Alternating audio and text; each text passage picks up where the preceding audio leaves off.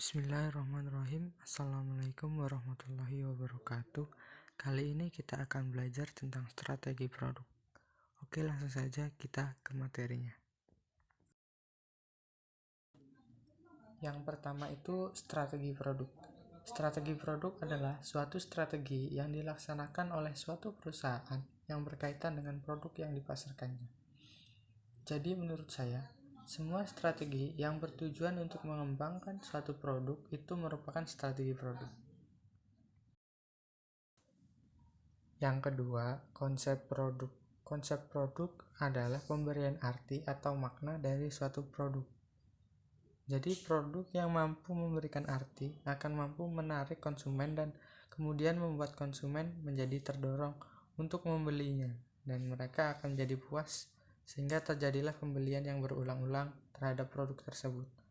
Contoh konsep produk itu kain batik yang memiliki arti kebudayaan. Terus ada lagi tentang produk Supreme yang itu kan mencerminkan kekayaan gitu.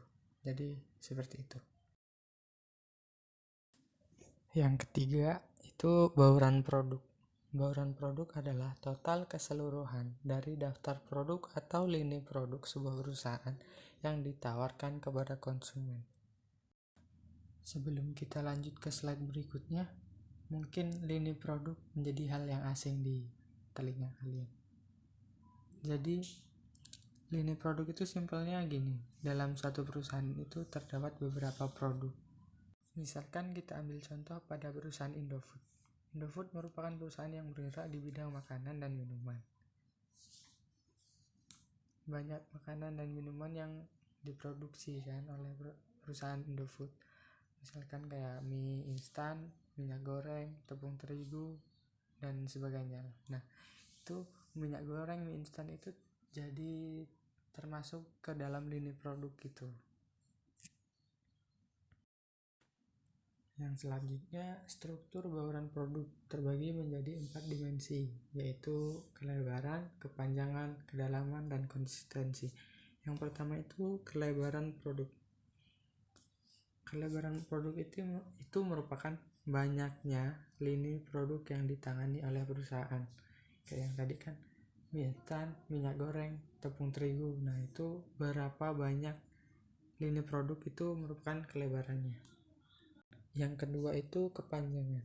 Kepanjangan bauran produk, yaitu mengacu pada keseluruhan jumlah item produk yang di dalam bauran produk itu sendiri. Contohnya, apabila suatu perusahaan memiliki 4 lini produk dan memiliki 2 cabang untuk setiap lininya, itu berarti kepanjangan bauran produk perusahaan tersebut adalah 8. Ya, seperti itu.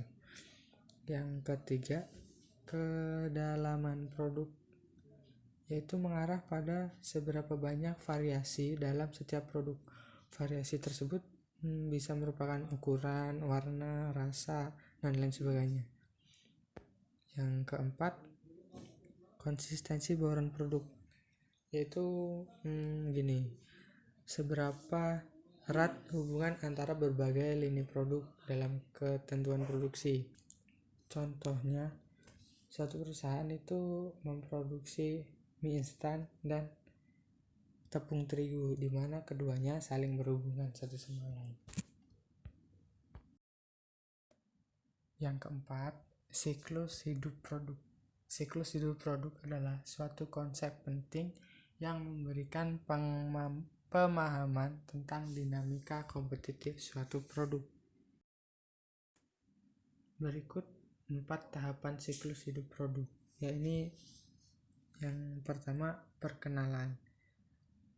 Perkenalan itu merupakan periode pertumbuhan penjualan yang lambat karena produk baru saja diperkenalkan di masyarakat konsumen.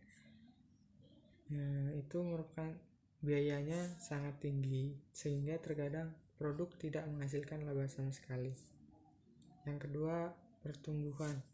Periode ini dengan cepat menerima produk baru sehingga penjualan melonjak dan menghasilkan laba yang besar.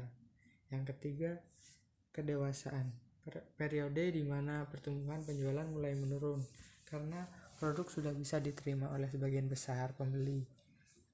Jumlah keuntungan stabil atau kadang menurun yang disebabkan oleh meningkatnya biaya pemasaran untuk melawan persaingan yang ketat. Yang keempat, penurunan. Dalam periode ini penjualan menurun dengan tajam diikuti dengan menyusutnya laba. Selanjutnya, pengemasan dan pemberian merek. Yang pertama, pengemasan. Sepertinya sudah banyak yang menjelaskan tentang pengemasan. Saya akan menambahkan sedikit saja. Cara pengemasan atau pembungkusan yang baik akan menguntungkan perusahaan karena yang pertama, bungkus yang indah atau menarik akan menambah hasrat untuk membeli. Yang kedua itu, bungkus yang khas akan mempermudah pembeli mengingat produknya. Yang ketiga, bungkus yang baik akan melindungi kualitas atau mutu produk. Selanjutnya, memudahkan pengangkutan transportasi. Selanjutnya, pemberian merek. Nama merek diperlukan untuk membedakan dalam memasarkan hasil produksi suatu pabrik dengan pabrik lain.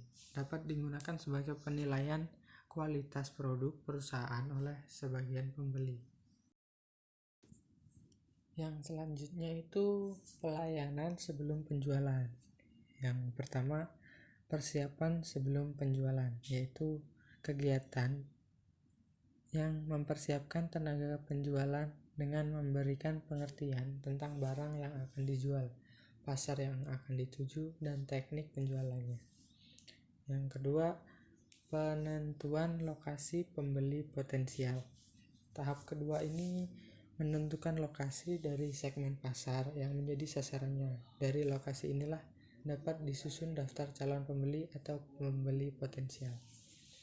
Yang ketiga, pendekatan pendahuluan. Sebelum melakukan penjual harus mempelajari semua masalah tentang calon pembelinya. Selain itu, perlu juga mengetahui tentang produk atau merek apa yang sedang digunakan dan bagaimana reaksi pembeli.